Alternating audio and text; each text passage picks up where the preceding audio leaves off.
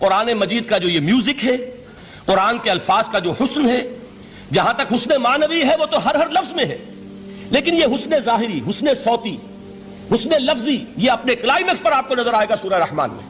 اس کی 4 آیات پر ذرا توجہ کریں گے، عجیب حقائق سامنے آئیں گے۔ جہاں یہ قرآن مجید کے حسن صوت اور حسن لفظی کی معراج ہے، وہیں اس کی پہلی 4 آیات میں 4 چوٹی کی چیزوں کا ذکر ہے، سب سے اونچی چیزیں۔ پہلی آیت کیا ہے؟ الرحمن۔ ایک آیت ہو گئی۔ رحمان کیا ہے؟ اللہ کا نام ہے۔ کبھی آپ نے غور کیا اللہ کے ناموں میں سب سے پیارا نام کون سا ہوگا؟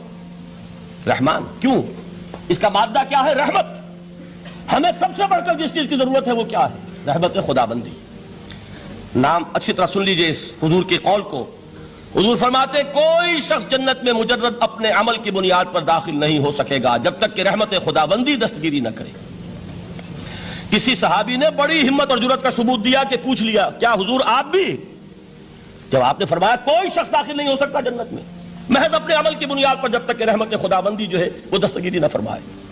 پوچھا گیا کیا آپ بھی؟ آپ نے فرمایا ہاں میں بھی۔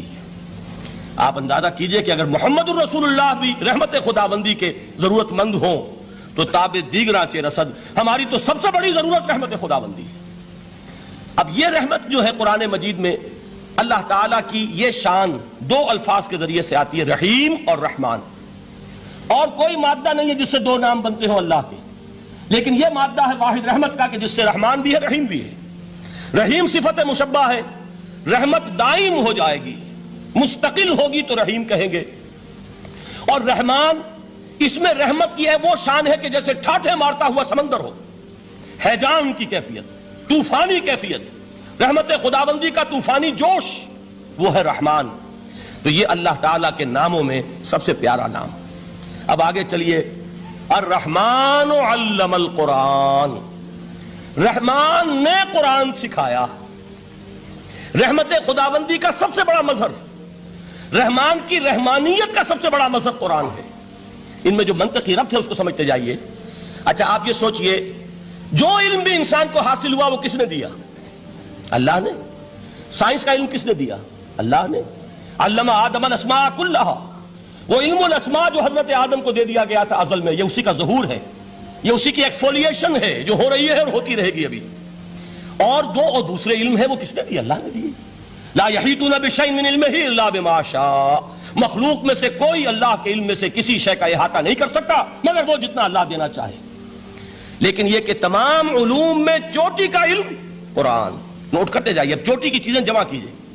اللہ کے ناموں میں چوٹی کا نام رحمان، اللہ نے جو کچھ انسان کو سکھایا اس میں چوٹی کا علم قرآن۔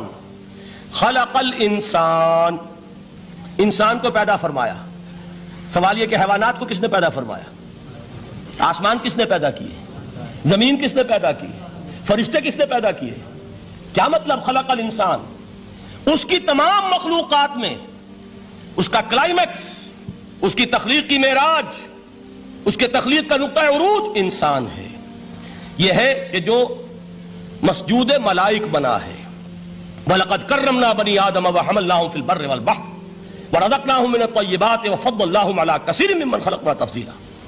تو تخلیق میں سب سے اونچی تخلیق انسان کی، علموں میں سب سے اونچا علم قرآن کا، اللہ کے ناموں میں سب سے اونچا نام رحمان۔ اب آئیے چوتھی چیز، علمہ البیان، انسان کو بیان کی